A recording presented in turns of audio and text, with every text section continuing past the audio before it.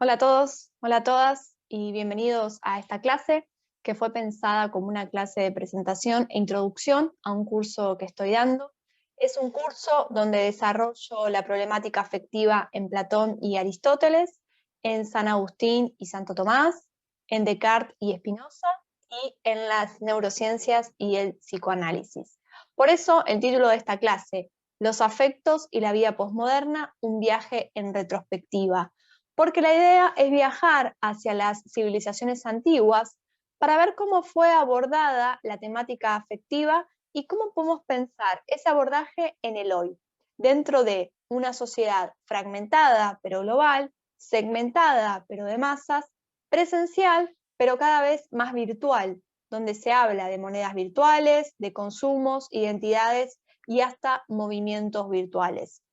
Todo esto nos coloca en un momento de la historia donde surgen nuevas y hasta viejas tensiones. Por eso para mí es importante recuperar el trasfondo del sentir en su vínculo con el hacer y el pensar para ir procesando y analizando ciertas cosas que nos toca vivir hoy a modo de cierta crisis existencial. Porque, tenemos que decirlo, estamos en una época de crisis y de cambios para los cuales, como humanidad,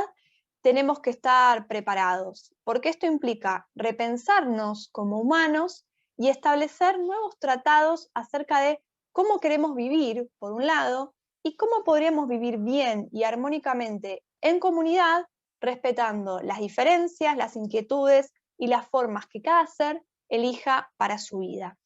En la descripción de este video encontrarán formas de contactarme si es que este curso es de su interés, pero también les dejo aquí mis redes sociales.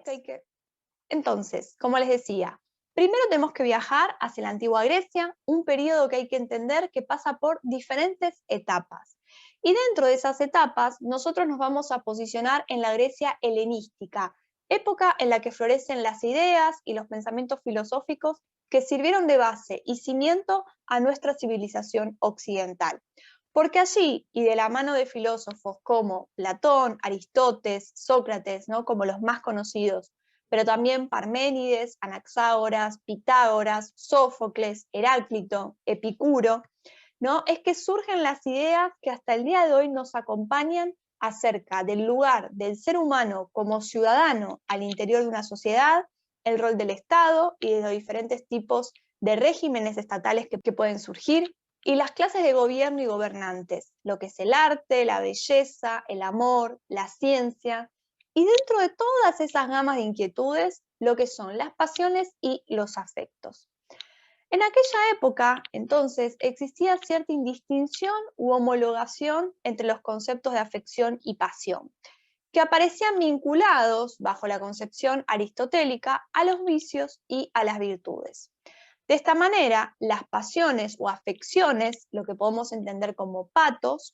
nos harían experimentar sentimientos o sensaciones pasajeras, mientras que las virtudes y los vicios nos tendrían que ver con acciones que expresan una manera de ser, un hábito o una cierta disposición esquemática en respuesta a ciertos estímulos. Al respecto, yo voy a leer algo de Aristóteles que está contenido en su Ética a Nicómaco, donde él es rotundo al decir: ni las virtudes ni los vicios son pasiones, porque no se nos llama buenos o malos por nuestras pasiones, sino por nuestras virtudes y nuestros vicios. Es decir, por nuestros hábitos y nuestros mecanismos estructurales de comportamiento, ya sean buenos, en ese caso van a ser virtudes, o ya sean malos, y en ese caso van a ser vicios.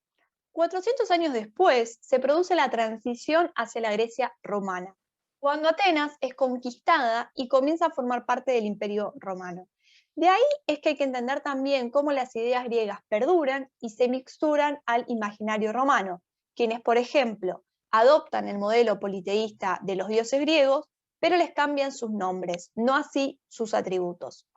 Así, Afrodita pasa a ser Venus, Zeus, Júpiter, Ares, Marte, y Hades pasa a ser Plutón. Nombres que subsistirán y que se identificarán con el nombre de los planetas del sistema solar, y cuyos atributos también subsistirán y se homologarán a los atributos cósmicos de los planetas bajo la cosmovisión de la astrología antigua y medieval. Esto se fundamentaba en la idea del macro y del microcosmos, es decir, en la creencia difundida de que el ser humano es un microcosmos que reproduce el orden externo del macrocosmos, lo que estaría arriba. De esta manera se establecía una cierta unidad y equivalencia entre la naturaleza humana y la naturaleza física, que justificaba así las prescripciones de la medicina astrológica y la alquimia, ya que bajo la metáfora de como es arriba, es abajo, los enlaces de estas ideas se regían mediante los lazos sólidos y secretos de la semejanza o analogía entre estos entes diferentes que unían. Porque el mundo se conocía en esta época bajo la resonancia simpática entre los cuerpos. ¿Qué quería decir esto? Que entre ellos se creía que se desenvolvía cierto tipo de panpsiquismo que les permitía a las cosas comunicarse entre sí. Aquí yo les voy a compartir una ilustración que muestra la nomenclatura o clasificación de estos enlaces. Esta es una ilustración que a mí me encanta por todas las asociaciones y vínculos que pueden establecerse y analizarse. Van a ver que esta ilustración hay que pensarla como una continuidad, donde por un lado aparecen, ¿no?, los cortes analíticos efectuados sobre lo que coincidiría con la columna vertebral, ¿no?, algo que podríamos pensar en correspondencia con los chakras de la cosmovisión de la filosofía de la India, y luego en la otra ilustración, que como yo les digo hay que pensarlo como un hilo, ¿sí?, como algo que va junto, como uno que sería lo de arriba, después si uno lo piensa a partir de lo de abajo, donde se lleva una visión completa del cuerpo humano, donde esa porción que está pintada de gris se corresponde con el elemento agua. Entonces, esta ilustración nos daría a entender que el cuerpo humano no tiene un 75% de agua, sino un 50%. Nosotros podríamos seguir analizando y desmenuzando esta ilustración, pero lo importante es destacar que esta idea del micro y macrocosmo se vincula también a la relación estrecha que en la antigüedad se tenía con los dioses. Algo así como que en la tierra sucedía lo que los dioses querían, lo cual llevaba a rivalidades y tensión entre las civilizaciones y entre los propios seres humanos. Y llevaba también a desarrollar comportamientos contradictorios. Este es un problema que advertirá Agustín de Hipona, ya que él va a intentar dar cuenta del tipo de disposiciones afectivas que las creencias y el comportamiento de los romanos hacia los dioses producía en la sociedad. O sea, para él esto producía vanidad, caos y un tipo de amor que él llamará cupiditas, que era un amor impulsado por la fuerza disolvente de las tentaciones y los estímulos que dispersaban al ser humano en la multiplicidad. Es por eso que para Agustín no era sensato adorar a dioses vinculados a pasiones o atributos adversos, excesivos o ridículos, como el dios, por ejemplo, Pavor, del miedo, y el dios Palor, del valor, o la diosa Fiebre y la diosa Salud. Para él va a cobrar relevancia la noción de arduo amoris, ¿sí?, que él va a definir como recto orden del amor, amar lo que debe ser amado. De ahí que cuando se ama otra cosa en su lugar, el ser humano se desordena, ¿sí?, y se deja afectar por múltiples estímulos o tentaciones. Es por eso que su noción de las afecciones y de los afectos hay que entenderlo bajo este marco y bajo un nuevo orden que está surgiendo. Un orden que remite a la figura del Dios judeocristiano y la transición hacia el monoteísmo, donde si se ama a Dios, se ama la idea de un único ser que expresa caridad y todas aquellas virtuosidades supremas a las que el ser humano debía llegar a través de ese amor alineado con Dios. Y esto no significa que el ser humano debe amar a Dios en el sentido de como hoy entendemos al amor, ¿sí?, como una especie de amor romántico o entrega para con otra persona. No, sino que el ser humano debe amar las ideas, los atributos que encarna ese Dios para dejarse afectar por el bien, por la rectitud. Para pensar esto, tenemos que entender también que Agustín partirá del maniqueísmo, el bien versus el mal, y entenderá el mal como una privación del bien, siendo el bien para él el único con estatus ontológico. Perdón. Por otra parte, él también será el máximo exponente de la patrística latina. Bueno, todas estas cuestiones se verán en detalle en el curso. Este nuevo orden se emplazará con la llegada del Hijo de Dios al mundo, porque la venida de Jesús constituye un hecho paradigmático que supone el surgimiento del cristianismo como movimiento de masas y como un movimiento crítico del status quo de ese momento, la idea del desenfreno, del despilfarro o de la corrupción romana.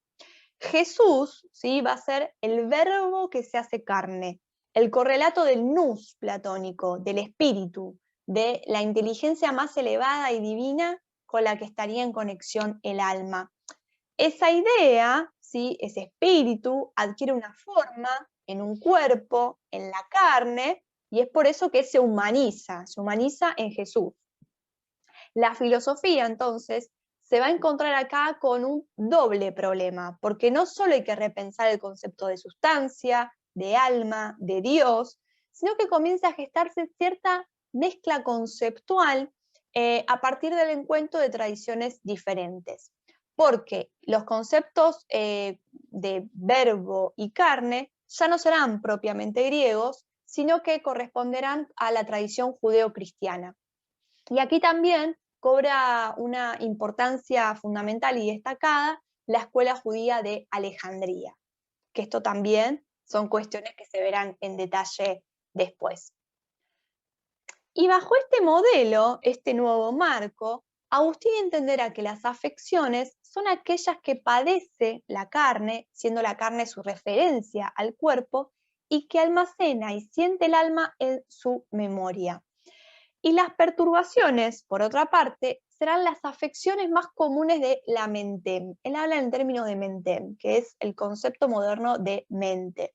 Y de ellas se pueden derivar para él las principales pasiones, que serían el deseo, el miedo, la alegría y la tristeza. Con Agustín también aparece entonces el concepto de mente, y esto va a marcar también una diferencia con el antiguo concepto griego de logos y de psique. Casi un milenio después de Agustín, aparece la obra de Tomás de Aquino, que se inscribe en una época caracterizada por la cristiandad medieval, época en la cual el cristianismo deja de ser un movimiento crítico para pasar a transformarse en Estado, en alianza con el poder feudal primero y con las monarquías absolutistas después.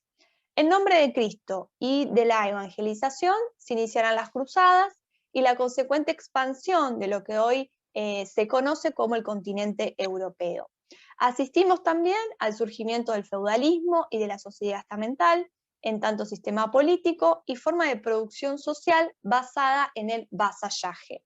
¿Qué es el vasallaje?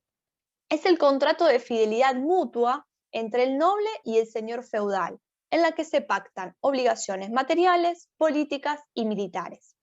A su vez nos encontramos también con el inicio de la Inquisición y de los años más oscuros de Europa, en donde la persecución, la superstición, la sospecha, orientados por el temor y el miedo, entretejerán la forma del vínculo social entre los seres humanos, hostigado por las ideas religiosas y maniqueas del bien y del mal, que van a reforzarse bajo la cosmovisión satánica de la brujería y la herejía. Y en esta época también nos encontramos a 200 años de la creación de la imprenta, algo que va a ser en 1435-40, y la caída del Imperio Bizantino, ¿sí?, que será como el último bastión de la identidad de la civilización greco-romana. Y también nos encontramos como en los albores del descubrimiento de América, hecho que marcará el pasaje de la Edad Media a la moderna.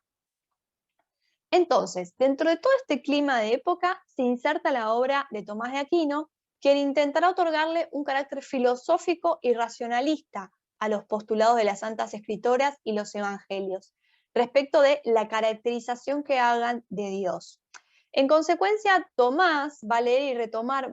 con mucha precisión a Aristóteles, pero no solo a él, sino también a los presocráticos y a otros estudiosos de la obra aristotélica, como Averroes, que provenía del Islam. Y dicho así, muy rápidamente, digamos, así como el pensamiento de Agustín era de carácter platónico, por estar basado en las ideas neoplatónicas de la escuela de Alejandría, el de Tomás era aristotélico, y debido justamente a su interés por volver a una realidad material. Y esto es algo muy importante, porque Tomás efectuará una distinción entre el entendimiento agente, que tiene que ver con el alma intelectiva, que es de carácter sustancial, y el entendimiento posible, basado en los datos de la experiencia sensible. Esto daría lugar a una especie de conocimiento sensible que hasta ahora no había sido caracterizado en tanto tal. Este tipo de conocimiento va a estar vinculado a las pasiones y al cuerpo, y será algo propio de la especie humana. Esto va a ser así porque para Tomás no hay afectos en Dios, porque como no hay, la pasión no procede de la afección intelectual, sino de la sensitiva, y como Dios no tiene cuerpo, bueno, por ende no tiene pasiones, no tiene conocimiento sensitivo, y mucho menos va a tener apetitos sensitivos, ¿sí? Por eso Dios es caracterizado como un ser en acto, como un ser perfecto, que no es potencia,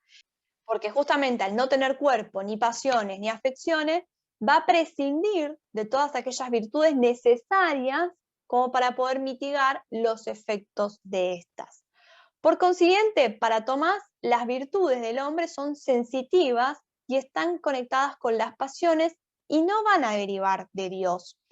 Se van a alojar en el cuerpo, que es material, y no en su lado sustancial o intelectual. Y esto es un giro conceptual muy importante respecto a lo que estamos desarrollando, porque para Aristóteles, como yo les había dicho antes, las virtudes eran hábitos, ¿sí? Eran hábitos adquiridos que se suponían comandados por el entendimiento, a través del aprendizaje. Pero para Tomás, las virtudes van a ser hábitos imperfectos que van a mejorar, ¿sí?, la potencia, ya que se encuentran a medio camino entre el acto, que sería la perfección, que sería Dios, y la potencia, que estaría encarnada por el ser humano. Entonces, para Aristóteles, a través del hábito virtuoso, que era conducido por el entendimiento, el ser humano podía llegar a ser sabio y noble. Ahora, lo llamativo en Tomás es que este aprendizaje se da a través del cuerpo, ¿sí? ¿Por qué? Porque la virtud va a derivar de una pasión concomitante. Entonces, por ejemplo, del apetito por el alimento, la bebida o lo venéreo, ¿sí?, van a derivar la continencia, la sobriedad y la castidad. Entonces, esto es muy interesante porque es el primero en advertir que puede llegar a haber un tipo de aprendizaje y de conocimiento sensitivo y corporal. Ahora bien, y aquí volvemos a hacer un salto en el tiempo para situarnos en la modernidad y en los trabajos de Descartes y Spinoza, y puntualmente en el siglo XVII, el siglo de la llamada revolución científica o de la física, por los aportes de Galileo y de Newton a las ciencias físicas y astronómicas, y por las repercusiones de este movimiento dentro del campo de la filosofía, algo observable justamente en la teoría mecanicista de Descartes. Pero como periodo inmediatamente anterior a este, hay que situar también al Renacimiento, un periodo que suele ser entendido como una etapa de crítica hacia la Edad Media, porque señala el momento del declive de las creencias fundamentales del mundo medieval, como por ejemplo el interés dominante por la salvación del alma y el desprecio hacia lo terrenal y lo corporal, la concepción de la vida, centrado dirigida hacia la divinidad, en desprecio también a la finitud humana, y porque también este periodo va a marcar el retorno hacia la naturaleza, el naturalismo, y se va a oponer al carácter religioso del periodo anterior, al tener una concepción profana y escéptica del mundo, sobre todo a raíz de los conflictos desatados por la Reforma y las intervenciones de Lutero y Calvino también. Esto último es muy importante, ya que estas disputas en torno a las normas que justificaban el conocimiento religioso van a trasladarse al terreno del conocimiento filosófico, porque van a poner en escena los problemas que la filosofía tenía para dar cuenta de sus propios criterios de verdad. Entonces, en ese sentido, el Renacimiento va a ser una época de búsqueda y de tanteo, pero también de mucha confusión y de crisis, porque no va a poder por su cuenta inaugurar nuevos caminos. Eso va a ser algo que va a marcar, digamos, el derrotero estructural de la modernidad. Entonces, en todos estos movimientos analíticos que estamos haciendo, analizando las transiciones que van desde la antigua Grecia hacia el Imperio Romano, su caída, el surgimiento del cristianismo, el cristianismo cuando se convierte en Estado, luego cuando surgen los conflictos en cuanto a la prédica cristiana, lo que nos hace ver es cómo la humanidad siempre se encuentra en tensión y se encuentra atravesada también por fenómenos nuevos que surgen y o por procesos que se van dando y profundizando hasta llegar a límites complejos o críticos. Entonces, esto hace referencia un poco a lo que les decía en un principio, ¿no? A la importancia de ir viendo, analizando ciertos fenómenos o procesos de los cuales nos toca ser testigos para saber conducirlos y que no desemboquen justamente en situaciones límites y o penosas. Y una de las formas que tenemos de hacer esto es aprendiendo de la historia, de lo que nos pasó, de cómo actuamos, qué se hizo bien, qué se hizo mal, y atemperar también los ánimos cuando estos se pongan demasiado radicales, tanto de un lado como del otro. Porque, como veremos a continuación, la humanidad no ha salido del maniqueísmo, de pensar las cosas de manera dual, polar, antagónica. Y este es un salto que es importante trazar también, porque de esa forma podríamos entender a la heterogeneidad de los procesos y de las formas, y la confluencia de ciertos rasgos pese a su superficial oposición. Entonces, y para volver al Renacimiento y a lo que les estaba comentando anteriormente, aquí se va a dar la separación, tanto de la idea del micro y macrocosmos que se tenía desde una visión politeísta y desde la medicina astrológica, como la separación de esa ligación intrínseca al Dios judeo-cristiano. Y acá nos interesa rescatar tanto a Spinoza como Descartes, porque si bien Descartes va a inaugurar un nuevo camino para llegar a un conocimiento científico, verdadero y universal, no va a desligarse totalmente de la figura divina, algo que sí hará Spinoza, ya que él tendrá otra concepción de la noción de Dios. ¿Por qué?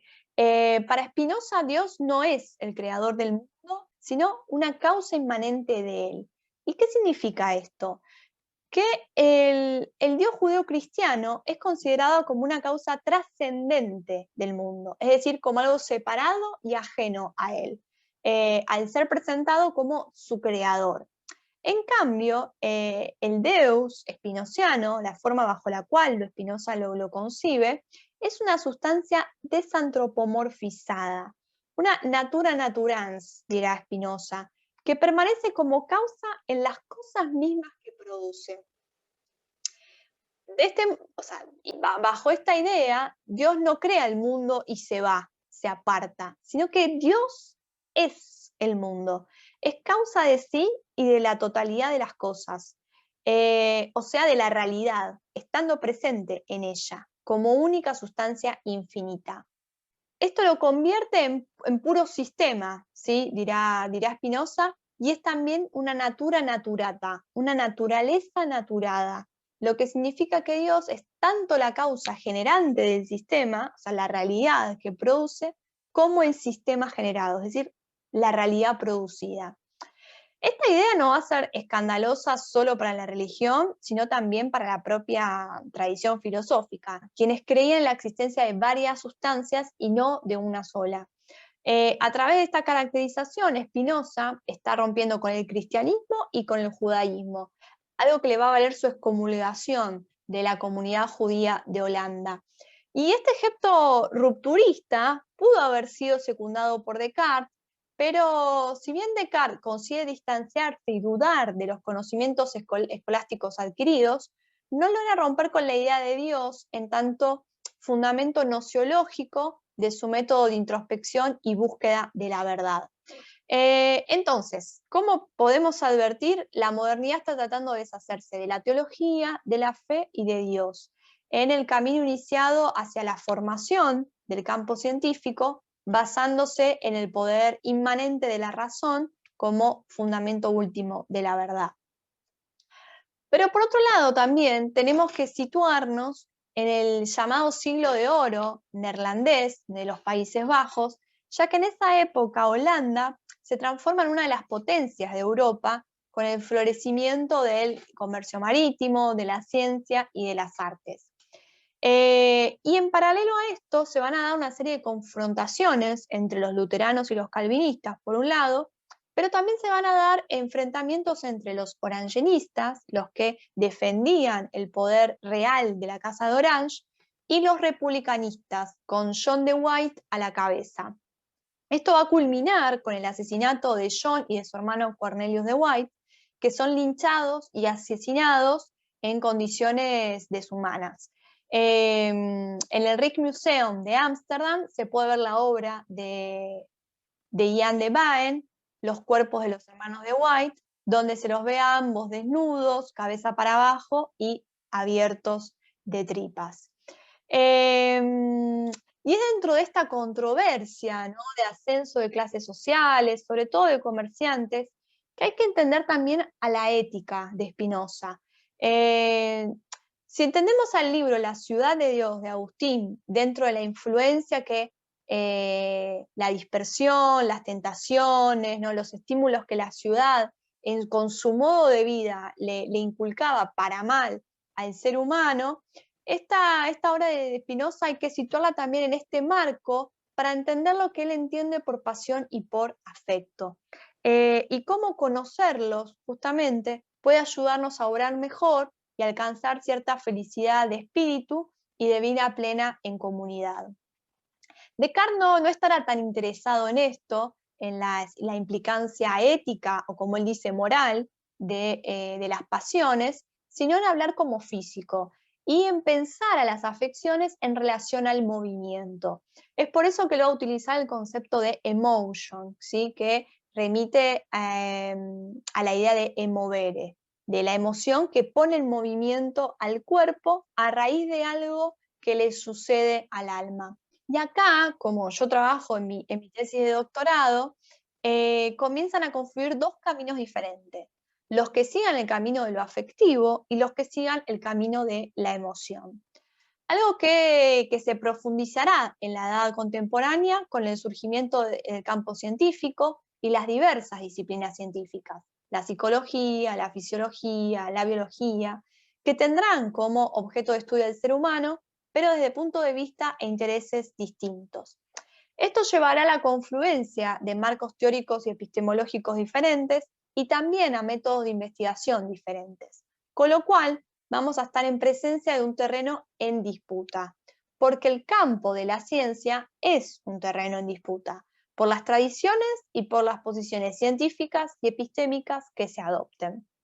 Entonces, dentro de este terreno, yo sitúo, por ejemplo, a las neurociencias y a las disciplinas que comparten como cierta impronta positivista de querer hallar una explicación última y final, y que por eso mismo incurren en reduccionismos y en equívocos o limitaciones científicas. Por ejemplo, algo que sucede con los que se dedican al análisis de las microexpresiones faciales, que vinculan a las investigaciones de Ekman y que intentan conformar un marco de taxonomías que no pueden leerse o entenderse como una verdad, como un esto es así. No, porque forma parte de una hermenéutica, de una interpretación, y por eso no pueden vestirse o revestirse de un halo de infalibilidad o de evidencia crucial, porque eso implicaría decodificar el habla y las expresiones humanas junto con el sustrato de las intenciones que están por detrás. Es decir, cae en una pretensión peligrosa y por eso de índole positivista, de querer crear un código universal y común que lleve a descifrar las intencionalidades humanas a partir de lo que puede deducirse de una expresión facial. Entonces, con esto hay que tener cuidado, incluso, y eso también yo lo desarrollo en mi tesis, con las ideas de la inteligencia emocional que se desprenden de un libro que no es científico y que tampoco está basado en una investigación científica, que es el libro de Daniel Goleman, y que se vincula también a la tradición neurocientífica a raíz de las investigaciones de Antonio Damasio y Joseph Ledoux. Porque también el problema es que estas teorías gozan de cierto boom o auge que no están del todo demostradas, y lo paradójico es que dicho auge, que puede ser leído en clave neoliberal, supone descalificar a otras teorías que sí tienen un sustrato teórico y científico y que también intentan pensar, bueno, en la cuestión de la inteligencia emocional y el lugar de la emoción con respecto a el conocimiento. Hay mucho más que decir al respecto, sobre todo hablar un poquitito más acerca de psicoanálisis y cómo podemos pensar a Freud y después los desarrollos de Lacan en torno con todo este marco, pero bueno, por eso mismo los espero en el curso o en los siguientes videos. Muchas gracias.